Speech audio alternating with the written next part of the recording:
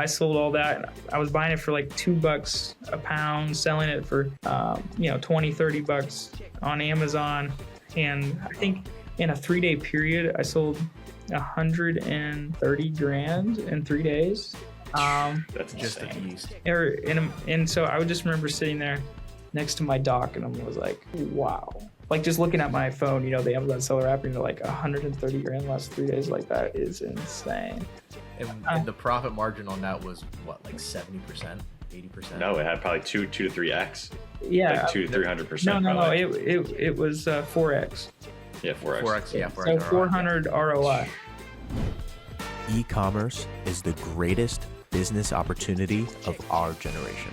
What is up, people? Welcome back to another episode of the Ecom Unlimited podcast. It is officially 2025 while we are recording. I know you guys have already listened to 2 episodes, but we recorded those in December, so it feels good to be starting off the new year strong. Lots in store for this podcast, for the community, and we're just excited for a new year.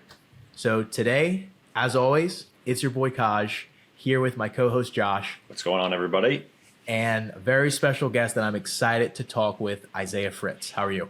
Hey, I'm doing good, Kaj and Josh. Thanks for having me today. And I have a new name for the podcast. We should call ourselves the Homeschool Bros. Yeah, first homeschooler on the podcast, I think. That's awesome. Clip it. That's the intro. Okay, well, let's start there. So I know a little bit of your story and background. You started selling when you were super young. How did you get into e-commerce? Why is homeschooling relevant to that? And then just kind of walk us through where your business is now today. Awesome. So I really want to start off saying I'm real honored to be on the podcast today, and I'm excited to just share my story. Hopefully it's inspiring to each one that's listening. So I'm 25 now, and 10 years ago to January 1st of 2015, I started on Amazon. So I was 15. And before that, in 2011, I sold my first thing on eBay. So my parents had been selling on eBay since the 90s, which is crazy to think that there was e-commerce in the 90s, but there was. In fact, Amazon was in the 90s too. That's what I read in a history book somewhere. But anyway, so my parents were doing eBay just as a side gig. They would go to yard sales, buy whatever deals and sell it on eBay and liquidation pallets, stuff like that. So I remember I was selling some of my old Lego sets, was my first thing I sold. I sold on eBay with my own items. And Knight's Kingdom. I don't know if anybody remembers Knight's Kingdom. It was kind of like this failed Lego thing. Like it was kind of like Bionicle, but it was but it was like a medieval themed thing. Anyway, I was really into Knight's Kingdom when it was out, but for all those Lego sellers out there, because after that, as you can maybe have guessed, I became a very good Lego retail and online arbitrager for a long time as a kid, and that and Pokemon games. But, what are you going to sell when you're 15, right? But anyway, so it was part of homeschooling that my parents gave us the opportunity to focus more on our math is a profit and loss statement. Language arts is answering customer messages. We're out having special field trips, going to yard sales. You know what I'm saying? So it was just part of the culture, the curriculum.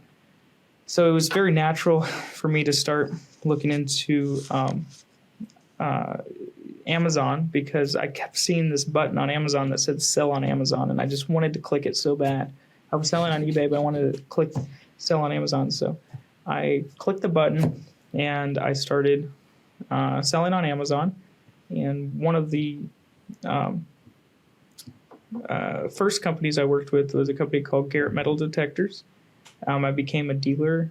It was my first wholesale deal for those who are getting into wholesale. If a 15-year-old can do it, you can do it because you're probably at least 15 if you're listening to this podcast. And so all I did is I went to their website. It said, become a dealer. I clicked the button, gave them a call. How do I become a dealer? They were like, fill out this form on my website, whatever I did. I don't know. I filled out the form. I didn't even have a company. I just made up a company name. And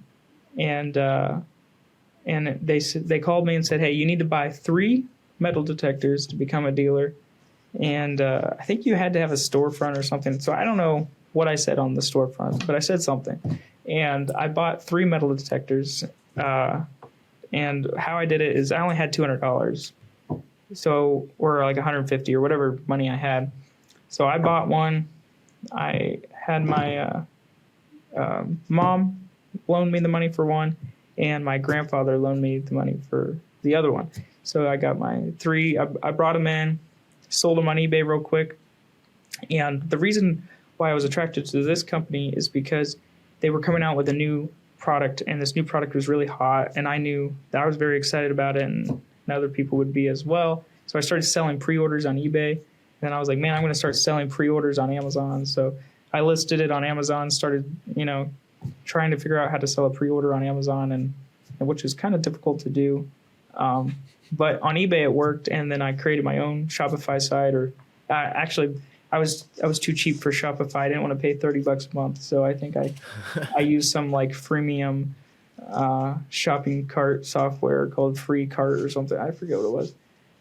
But then I paid for Google Ads and sold and everything. So again, like I figured this all out in a couple weeks when I was 15. It's not that difficult. It's that homeschool ingenuity. Yeah, exactly. Yeah, I mean, you guys, you probably tell me similar stories growing up, how you have to just kind of figure stuff out, right?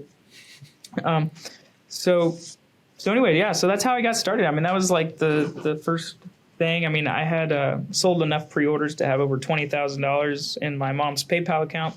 She's like, she's insane, dude. Oh my gosh. Yeah. What did your mom think about that? What did your mom think about that? Well, my mom was freaking out. Yeah. I mean, she was like, stop the pre-orders. So I would have sold $100,000 worth, I mean, I was like, yeah, this is working. And so she said, stop, because I wasn't, it was pre-orders, right? I hadn't actually got the product yet. So finally the product came in. Technically a loan, yeah. Yeah, essentially, yeah. And then the people were giving me cash, right? I had it in my bank account. And I remember my customers were like, why are you so late? Because people would call and whatever. And I ended up, long story short, ended up getting the product several months late, but I fulfilled all the orders to all the customers, and it all worked out. And it kind of gave me a good boost, because then I had, I made like 10% or more. So I had over $2,000 in profit from that whole thing. I was like, yes, now I'm going to go start retail arbitrage. So I went with $2,000 and started going to stores, but I couldn't drive, but I went and I got in my state, if you pay for driver's ed, you can actually drive 6 months earlier. But my parents were too cheap to pay for driver's ed, so they said, you pay for it. So I did the math, and I'm like, okay, for 6 months earlier, if I pay the $400, I remember I negotiated with the driver ed teacher how cheap I could get the driver's ed for it. And so I negotiated, and I got like $50 or $100 off. And so I was like, man, for 6 months, I've been able to drive myself to the stores doing retail arbitrage. Totally worth it. Great ROI. And so I bought a $500 car. You were a menace at 15. My That's goodness. crazy. What was it? Are you still 15? Are you still 15 at this point? Yeah. This is well, I mean, okay. At 15, I got the driver's ed, right? Because you. Okay. Yeah. So I'm like, great ROI. So I used some of my proceeds to pay for my driver's ed, and So I went and I bought a $500 car. And I remember the day I got my license when I was 16, I drove myself to the local bargain bin store, and I was so happy. And I think I made like, I don't know, a couple $100 in profit or whatever purchases for that day. And I just started doing that. I started doing retail arbitrage. And at that time, I started working full time as well when I was 16 at a local summer camp. And it was a really awesome experience, making $8.50 an hour. And then I was, lunch and break and after work, I'm, always on my Amazon app, refreshing my sales. And so I did that all the way till I was 18. And then I went full time. I quit the summer camp job at $8.50 an hour, and I went full time doing Amazon retail arbitrage and online arbitrage. And again, I didn't learn all from experts like you. So those listening, you can go way more advanced and farther than I did just by being a part of some sort of coaching network or something that from people that have done this before. So I had to just figure out everything by myself, which is also, there's some strengths in that as well, figuring out things by yourself. But it is awesome when you can hear from people who've done it before. So you learn a lot what not to do. Oh yeah. So being in the stores and making deals with managers or having managers kick you out of the store. And I've had security guards. Really? Yeah, I've had security guards stop me at the front, say you can't come in our store because you buy too much. What? That's crazy.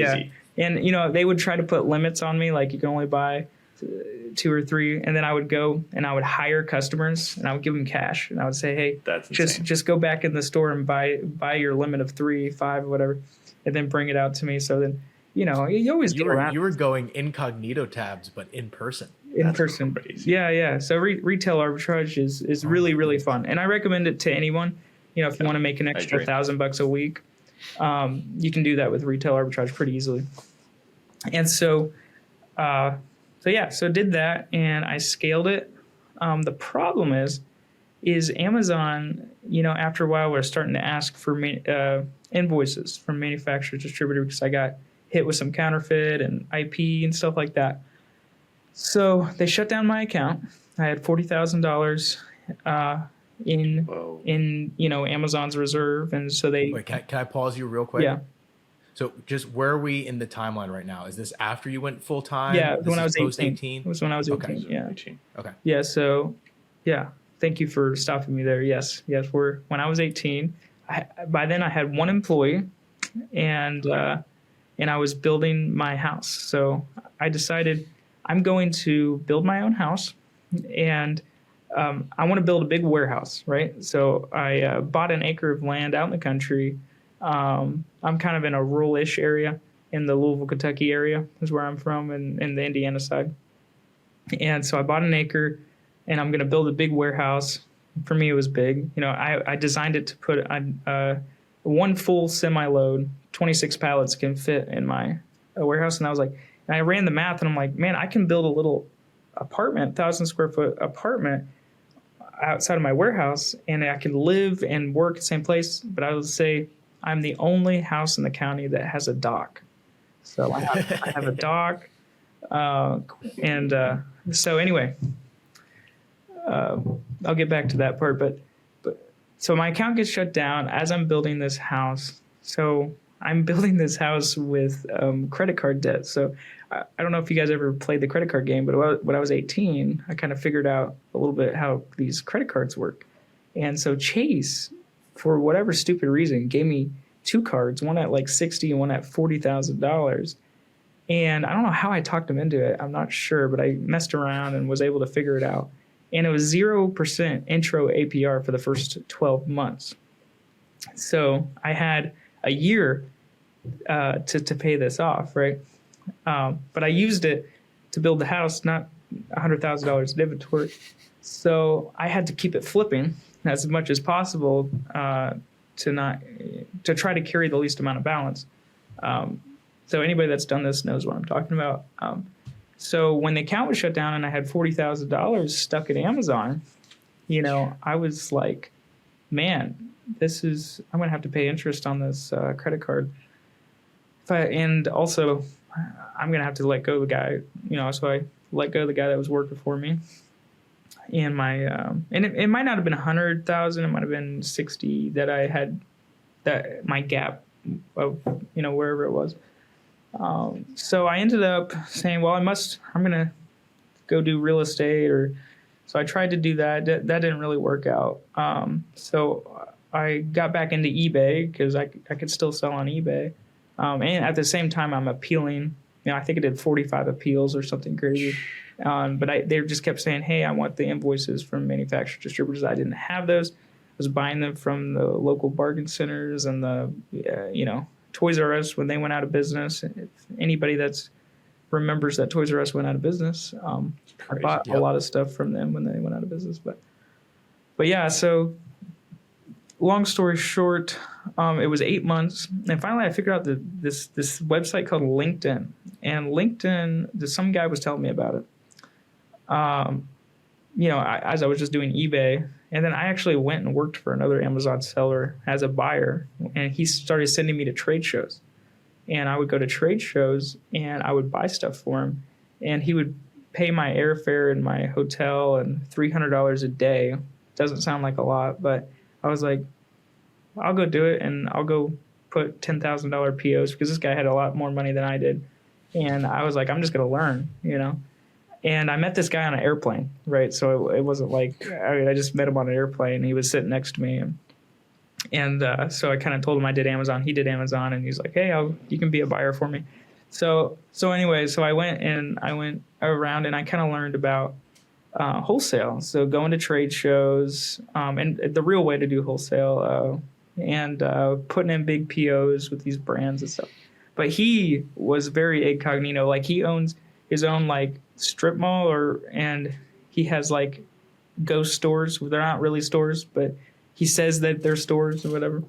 And it was always like this like deceiving thing where you like go in and you're saying, hey, I'm Isaiah, and I work at this store in this strip mall, but I want to like buy $10,000 worth of dog toys, And so a lot of people have that business model.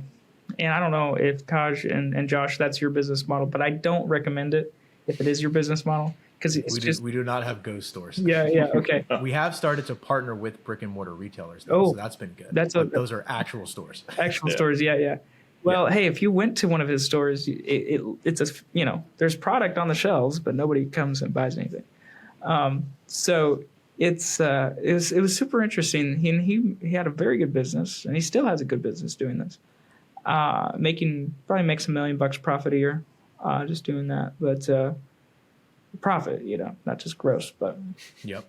So anyway, so I kind of learned from that experience. So I was out at a trade show talking to a dude, and this dude told me he scaled this company from $3 million a year to $35 million a year in like 2 years. And I'm like, how in the world did you do that? Well, he's like, hey, it's easy. I just got my business into Bloomingdale's and all these big retailers, and I'm like, okay, so how in the world did you do that? He's like, well, I just sent them all free samples, and I knew that it was a good product, and I gave them good pricing, and all these retailers bought it. And I'm like, well, how do you even know?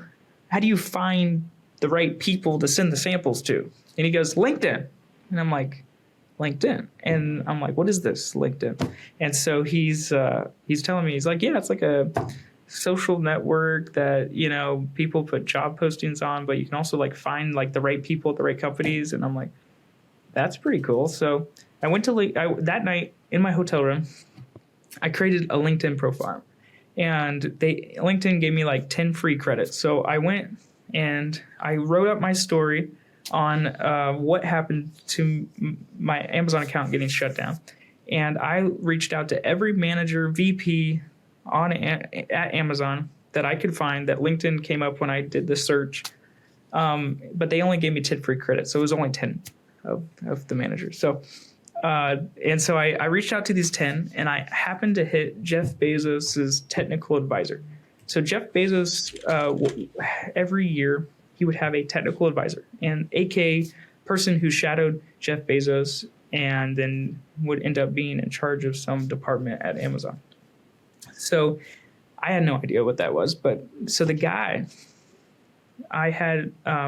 he had his assistant call me from Amazon headquarters and personally apologize for what Amazon had done to us. And they gave me my $40,000 back the next day.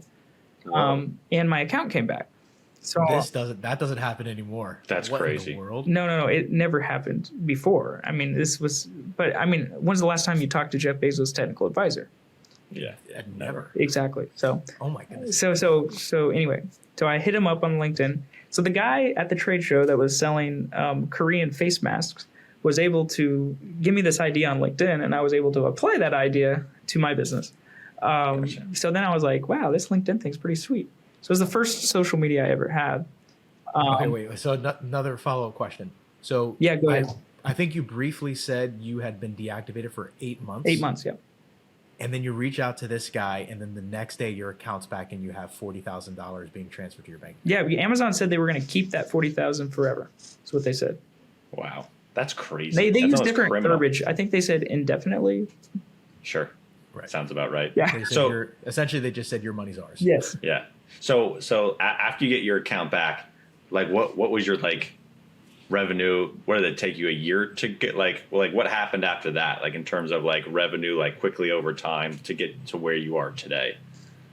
Like if that makes sense. Like you're asking after basically from the period and when my account got back to where I'm at today. Yeah. Okay. Yeah, I'll explain. So Yes, how do you scale it back up? yeah, so essentially I got married when I was 19. So I was 19 and I was like, I'm never selling on Amazon again. But during this time, I was like, okay, I'm kind of good at Amazon and I'm not really good at anything else, and I need to provide for my family. So I don't really have any other options besides selling Amazon or keep doing eBay and so I don't know. I just decided to sell on Amazon again, but very slowly and carefully. And when I say slowly, it might be my slow and your slow might be two different slows. But I went door to door, and I said I'm only going to work with manufacturers. From now on, I'm doing brand direct, is what people call it now. But I just said go directly to manufacturers. I'm not going to do retail arbitrage or online arbitrage. So I started. So obviously I'm selling these metal detectors, but I'm also just one of their many dealers. And then I started going door to door. I typed into Google manufacturers near me, and I started knocking on doors. And I met the craziest manufacturers and people that sold like these giant, desks and this and that, just stuff that wouldn't work for Amazon. But I ended up hitting a candle company. And what the guy did is he had a D2C site where they put jewelry inside candles, and really cool dude.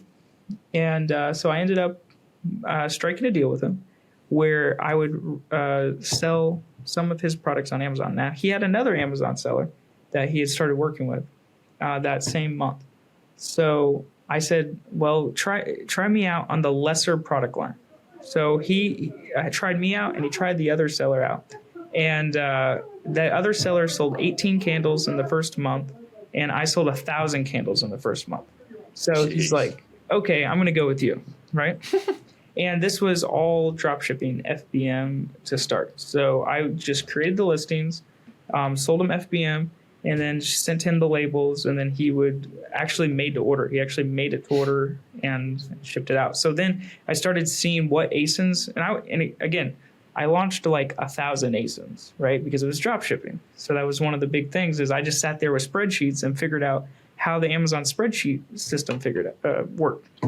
And so this was like right before I got married. So I was trying to get my house ready, and I was, very scrappy, and I remember with my laptop, like just being everywhere where I was, just trying to figure out spreadsheets. So Amazon spreadsheets was very interesting to figure out, and kind of learned how the Amazon backend worked from that experience. And so I scaled that company up to $2 million in revenue and about $400,000 in profit, I believe it was, and or 300. It was like $300,000 or $400,000 in profit the next year, I think it was. So, And that's just from the candles. just from candles, yeah. And so the candles, and then I was like, okay, I need to diversify, obviously, to other companies I was working with. So I started, reaching out to companies. And then this COVID thing happened. So this COVID thing happened in 2020. And so I started doing a little bit of retail arbitrage again, but more carefully. And I started buying from Restaurant Depot. And the reason I bought from Restaurant Depot is that Restaurant Depot would give you invoices that Amazon liked. And I just kind of figured this out. So I would go to Restaurant Depot, and I found like a couple items there that did well. And so one day I was there with one of my friends that I had hired, scanning stuff. And you guys will think this is funny. So I bought an old U-Haul truck for retail arbitrage to go to these, restaurant depots and stuff. And it was kind of fun. But anyway, so I was there, and he scanned a product. It was yeast. It was like a pound of SAS yeast. I knew it. And what do you mean? Did you do this too? The yeast? No, but I've heard stories. It might have even been you, but I just remember hearing about I just remember hearing about a seller who just found yeast during COVID, and it went crazy. Yeah, well, it might have been me, but it was other sellers as well, because it was a lot of us that found yeast. And so this was awesome. So I put it up, and it was like number 2 bestseller in the category. And my buddy's like, "What's going on? Why is it number 2 bestseller?" And I'm like, "I don't know. It must be a subcategory." A lot of bread. Yeah, it was like, it must be some subcategory. You know how sometimes it doesn't show you like the parent category, it just shows you the sub. And so I was like, no, this is right. And it's like, man, why is our profitability, like, I buy it for $2 and it sells for 20 to 30, and it's number 2 bestseller. I'm like, it's kind of weird. I don't know. Let's just buy all they have. And so I went and I bought all they had at Restaurant Depot, and I was like, man, this is really weird. I wonder if it really is this popular. So, I mean, Kipo looks like it's this popular. So I put it on there like FBM just to try it out, and like immediately sold out. And I was like, okay, this is real. So I'm like, I called the manufacturer. I'm like, how do I buy pallets of this stuff? And they're like, okay, they gave me the name of all their distributors, right? And they're just like Bake Mark distributors, like these places that will literally just go to your local bakeries, like your donut shops, right? And so I made all these deals with these distributors. I said, I just want all the yeast you have. And so I ended up getting like 10 pallets before the distributors realized what was going on.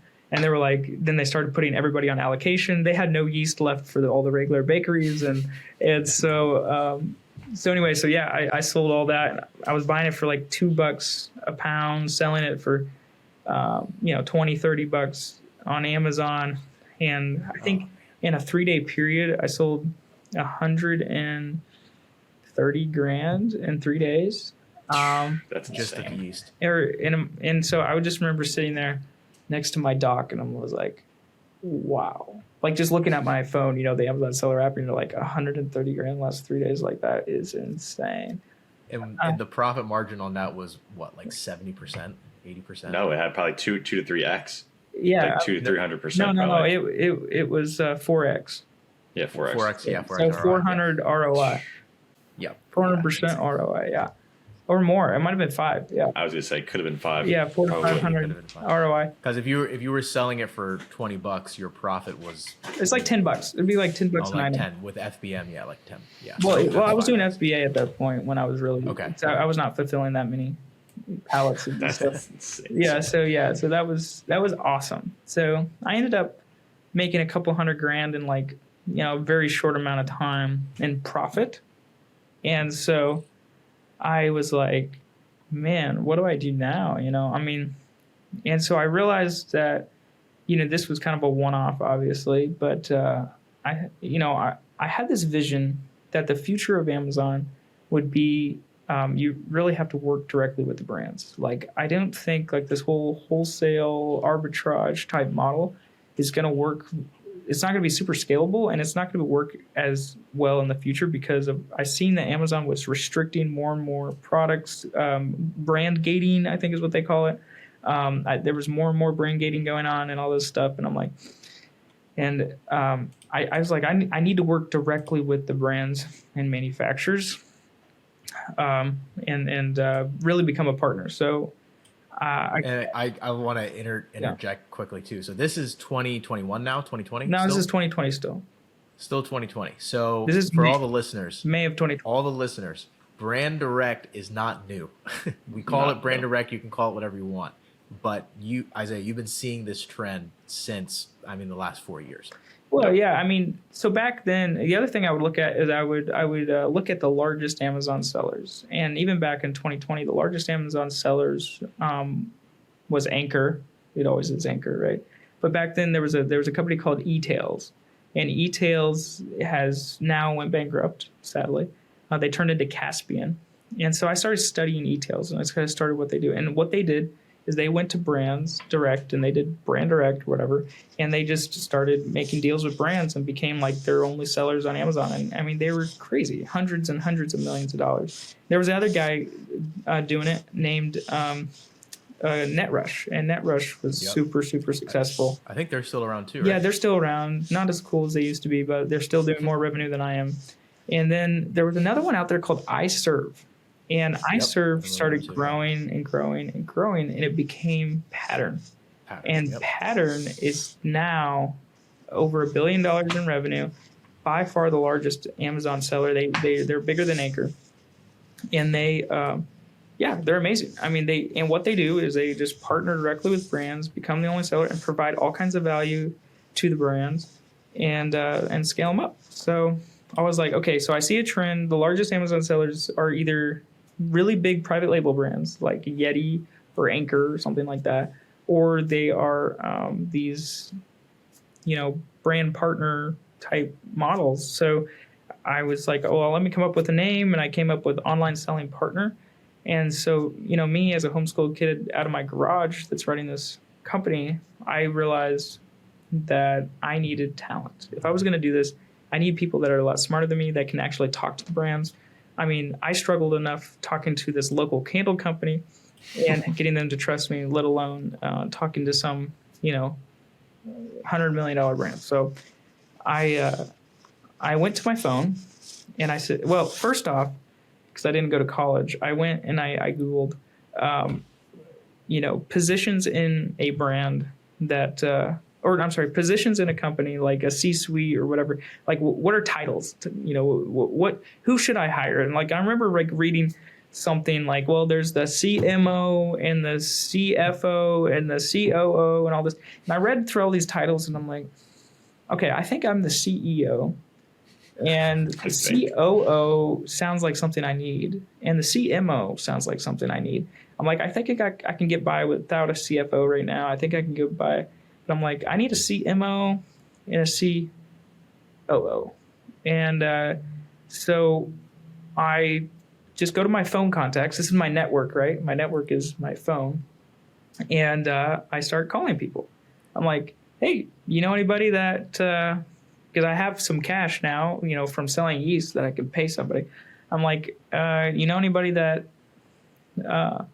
needs a job and has any experience, doing anything? I'm looking for somebody to help me with Amazon, the marketing side and, all the listings and all that stuff. And then I'm looking for somebody that's just operations and has a lot more experience than I do, and hopefully somebody older. So through my phone contacts, I was able to find 2 people. So, and they still work with me. Wow. And so one was my wife's cousin, and he was my CMO, and he was did all the Amazon back-end Seller Central stuff. And he still works with me, and he does a great job. He's in charge of any back-end Amazon marketing. He had no Amazon experience, so he worked at a pest control company answering the phone. And then the other guy was a guy that his name is Steve Campanosi, and he worked at a Fortune 200 company called Pitney Bowes. They're not as big anymore, but they're still a billion-dollar company. and which they do e-commerce and stuff. But he was the head of marketing operations, so he knew about marketing and operations, and really cool guy. And so I called him up, and he's like, "Hey, I'm actually officially retiring, and but I want another job, and I'm also moving to Indiana," because he was from Connecticut. And I was like, "Wow!" And so I was the first one to know that he was moving, and so I called him up. I didn't know anything, and I was like, "I need somebody older than me that was a mentor." So he was 55 years old. I'm 20 years old, and he had a lot of business experience. I didn't have any business experience, so I started surrounding myself with just people in my network that I knew that trusted me and wanted to see me succeed, and I was very, very, very thankful to have good people that came on, and it's been great. So now, going back to your question, Josh, from revenue, so 2020. I don't know if we quite hit 10 million, or something like that. It was like, I think like 5. So like 2019, when I cut my account back, I think it did like $1 million in gross revenue, and then like maybe like 5 million in 2020, and then just scaled up to we're hopefully this year around 25 is what we're looking at for 2025. So we kind of scaled up from there. Not crazy growth. A lot of companies grow a lot faster than we are, but we've consistent growth. And one of the big things is, and I think you guys talked about this with your growth, and this was huge, was transferring, that 2020 revenue going to 2021. We were still, a lot of our revenue came from like just wholesale relationships. It wasn't brand exclusive or brand partnership. So we call it brand partnerships, is when we are the only seller of that brand and we have a deep relationship. So a lot of our revenue switched from just being a random reseller, like a wholesaler or retail arbitrage or whatever, from 2020, 2021, where most of our revenue, 80% of our revenue was from that, where here's one thing, it took a lot longer to build trust and become the only seller than I initially expected. Sometimes it takes a year, 2 years, and then we literally just talked about the exact same thing on our last podcast. Yep. Yeah, it took a long time. So that's one thing I had to learn is patience, and I'm still learning patience because I don't have a lot of it.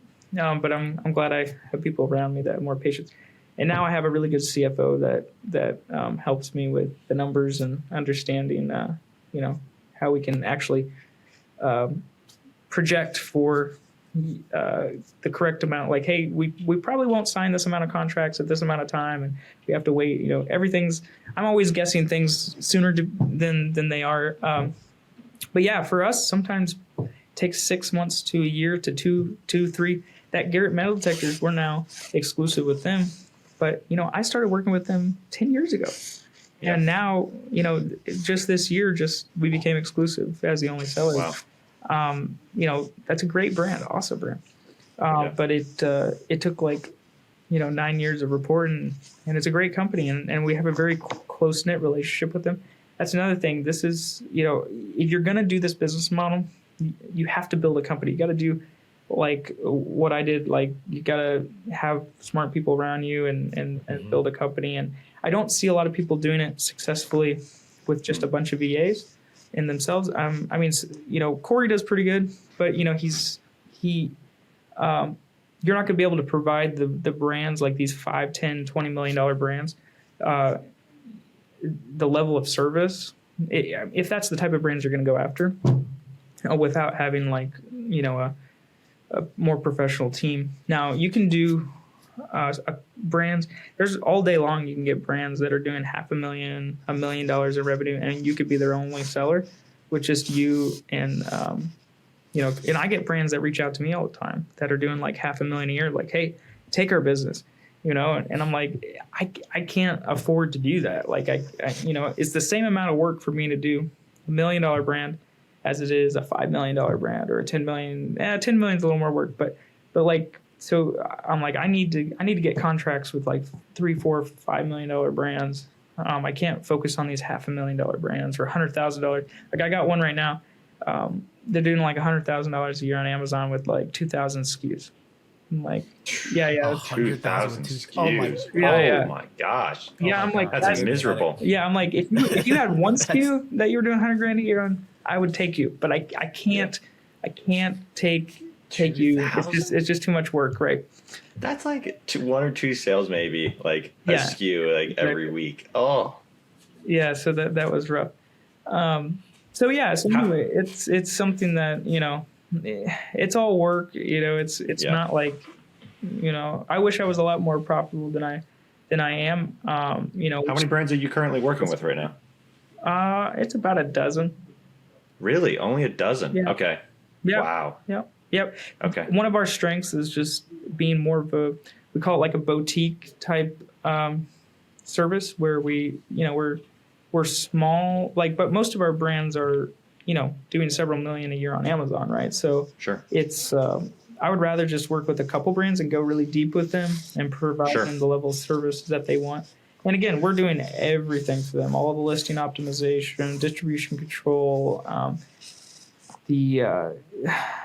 work with them on off-channel stuff, content creation. Really? Content creation? Yeah, Wow. just everything. I mean, we got, obviously the warehousing, all that. We have that all in-house. I know a lot of people use 3PLs. I was going to say, you do everything in-house as well, right? Yeah, a lot of people use 3PLs. We don't use a 3PL. We have our own warehouse. It's not in my house anymore.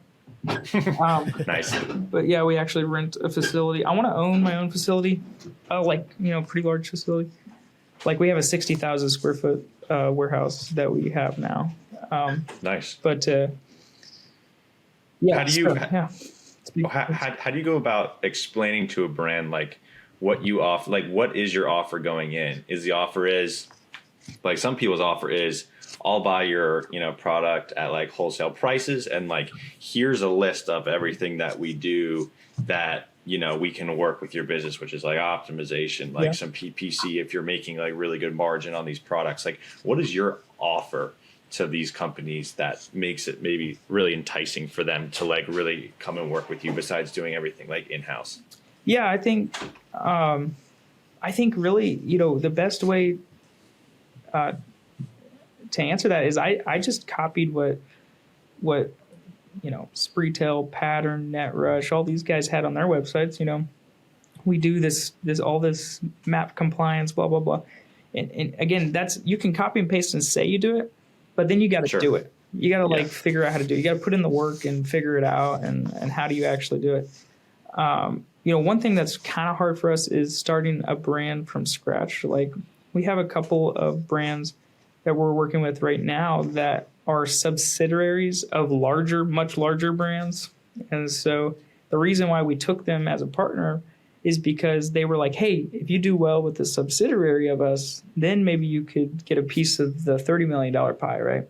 And so I was like, ooh, very interesting. But it's very difficult when you take a brand from nothing. Oh my gosh, to something. So. We literally were just talking about this as well. Yeah. But yeah, I'm sorry. I'm repeating.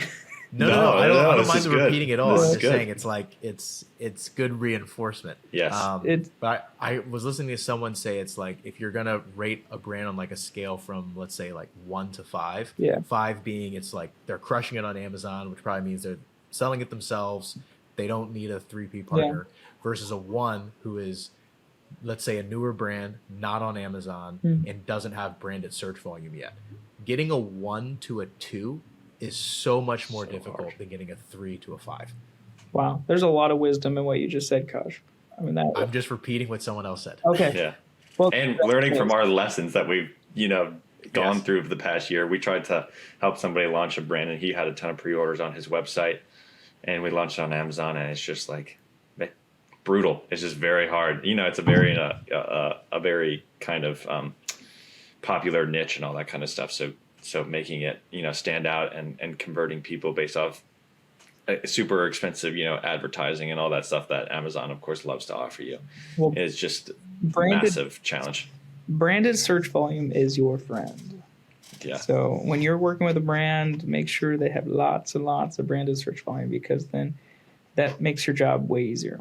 Much easier. That's one thing. That's one thing I'll say. So, so you're saying, so Yeah. So you're my offer. Yeah.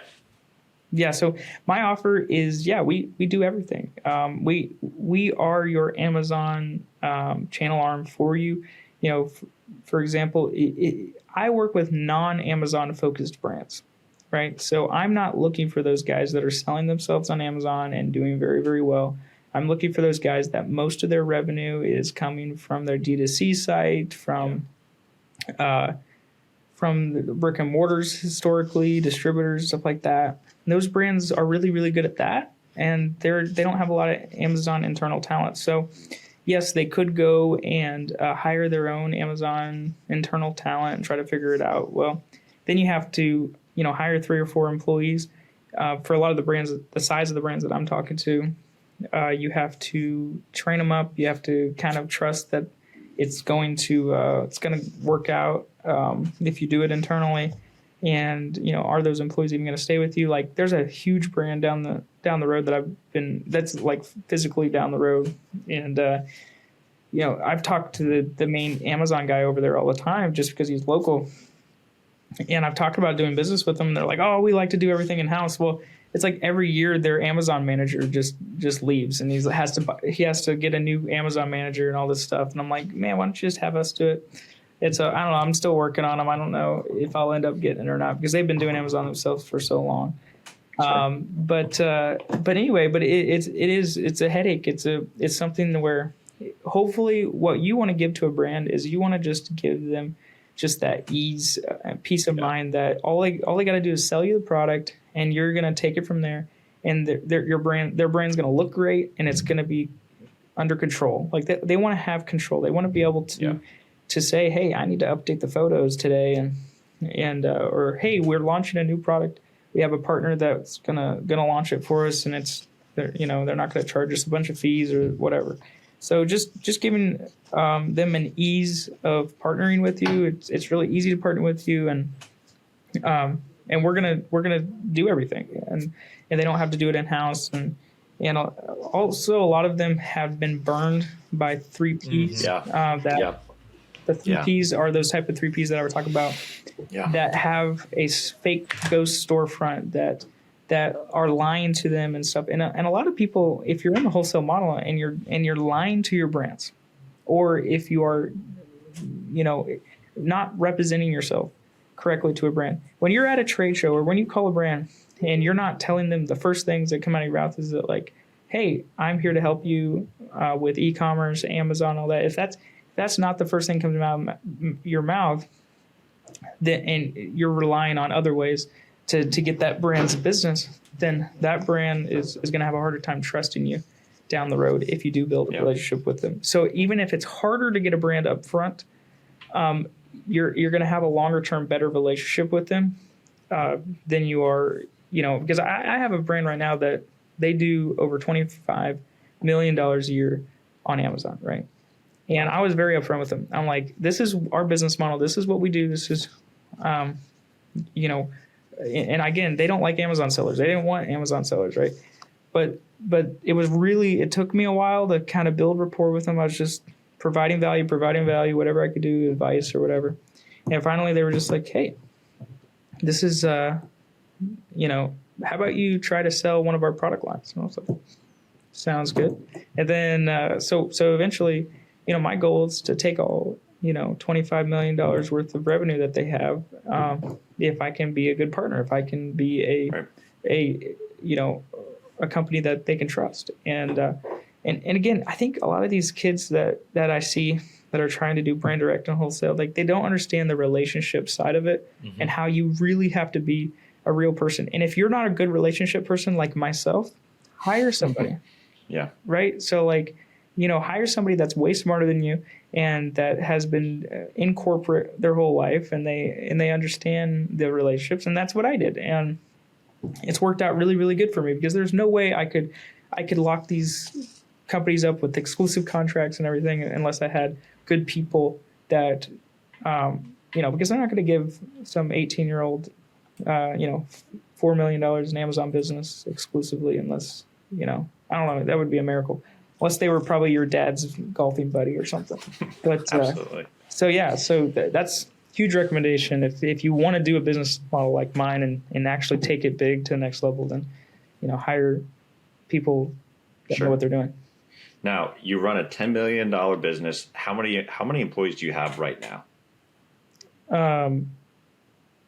Well, I run a couple businesses now. So Okay. I was Specifically just the Amazon, or are they all kind of like grouped together a little bit there? Okay. So but anyway, so the warehouse I got is a little too big for what we need it for. So I don't recommend people doing 60,000 square foot. So I actually run a 3PL for one customer. I only have one customer, so I'm not in the 3PL business. I'm not looking to grow the 3PL business.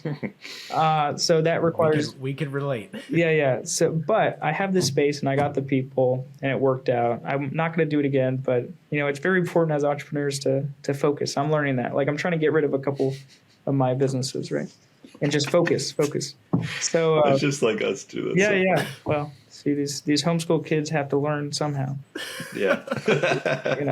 Full circle. I mean, exactly.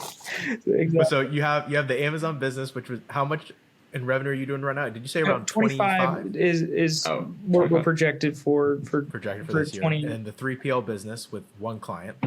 Yeah, one client. Yeah, and don't make a lot of money doing that, but enough to pay some salaries and everything. So we got about 40 employees between the 3PL and the Amazon business, and so that's crazy. Yeah, it's a lot. Again, when I said earlier, I have a lot of expenses. I got a lot of expenses. A lot of that's from payroll. So Sure.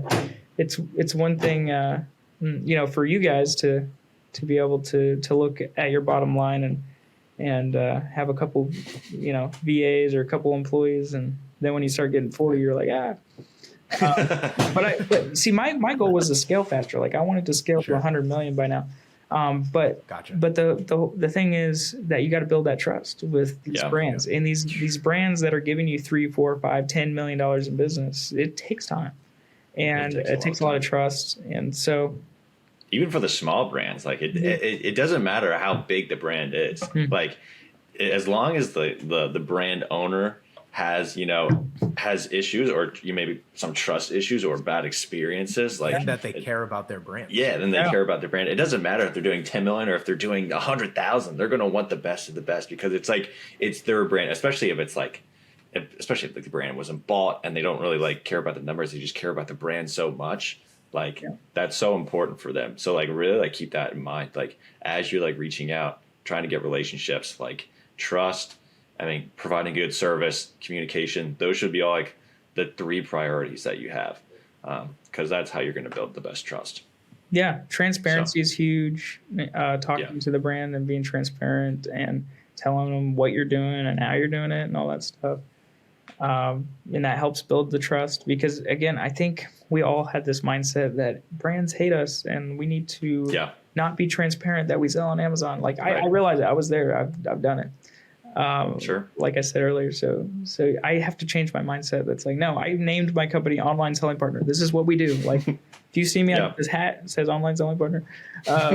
So it's it really changed the way I looked at it. But I much rather have a company where I'm honest and straightforward, and I don't make as big margins on the short term, but I'm making more long term money. Where if I'm working with a brand and I'm doing $2, $3, $4, $5, $6, $10 million a year over year. I would much rather have that business at a lower percentage margin than a short-term business that I'm constantly trying to hunt for the next yeast or something like that. So, I got a question. Yeah, go ahead. In terms of services you provide, is there one where business owners are like, oh, thank God, we're so happy that you do this, and I think it's really distribution control is huge. I think a lot of them have no control of who's selling, how they're selling it. I think that's really, really, really big. And then the second is being able to control the content on Amazon of what the customers are seeing, because a lot of them can't even update a picture and they're having a hard time with that. Yeah. So I think controlling content and controlling who's selling is the 2 biggest things by far. Okay. Yeah, that's really big. Yeah. So that's cool. Awesome. All right. I think we can start to bring it to a close here. Isaiah, do you have any other, maybe 1 or 2 tips for the listeners, for the person who is transitioning from OA and just starting to look into getting their first brand partnership? What would be your parting advice for that person? I would say that, for me, if I look back and what I don't regret, anything in the last couple of years as far as growing my overhead, but I do the amount of overhead I have now, I could scale up to 100 million and have the same amount of overhead, right? So I kind of built it preemptively because that's where I want to be. I want to be at 100 million in revenue, 10 million in net profit. That's my goal. I want to have this $10 million a year net profit business. So I think building overhead slower is something, that I would, you kind of need to be able to do the basics for these brands, right. but just having patience and building slower, one brand at a time. And with your overhead, I got a friend that's, doing it with a bunch of VAs and he's trying and he's doing great. I think 10 million in revenue, but most of it's all wholesale revenue. But yeah, he's building it slower and he's keeping his overhead low, but he's having a hard time figuring out how do I scale to brand direct. And so watch your overhead is one thing, but then the other big advice is there are plenty of brands out there that you can go after. And I think I've told this advice to a bunch of people if you're getting started, is that I would go to your phone contact list and start texting people and ask them 2 questions. Is there any brand or product on Amazon that you've tried to find on Amazon and it was really expensive or it wasn't there? And that's one of the ways I was able to get my early list of brands was from my network that were like, hey, I tried to buy this on Amazon and it's $20 more than it is everywhere else. Or hey, I tried to buy this on Amazon and I couldn't find it, That's a brilliant hack. Yeah. So that is a really good to get started. And it's kind of funny, some of my original brands from when I was 15 years old, 16 years old that, I got from doing that, I'm working with today. So I think it's, I think it's a good, easy, simple, don't be over complicated. It's really not that complicated. If a homeschool kid could do it at 15, you can do it. I like that. Well said, Isaiah. Where can people go find you on the internet? Well, LinkedIn, I talked a lot about that. So I am a big believer in LinkedIn. It works, and you can find a lot of brands on there. So, CEOs and VPs of sales, those are kind of COOs even, or VPs of e-commerce. I had to learn all about what this VP stuff was all about.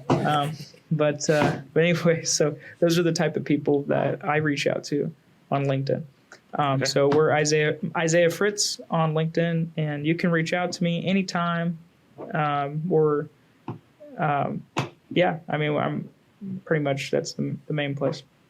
Beautiful, guys. Definitely go connect with Isaiah on I was going to LinkedIn. say. I get a lot of value from just watching and commenting on the stuff that you share. So Yeah, thank you. More stuff's coming. I'm going to spend some more time on LinkedIn in 2025. So I would love for you guys to repost my stuff or whatever, because, I want to just provide more value. I actually hired somebody recently to help me with LinkedIn. So I'm looking forward to it.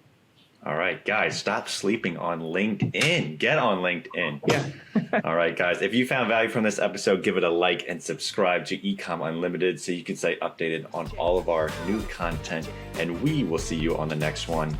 Peace. Peace.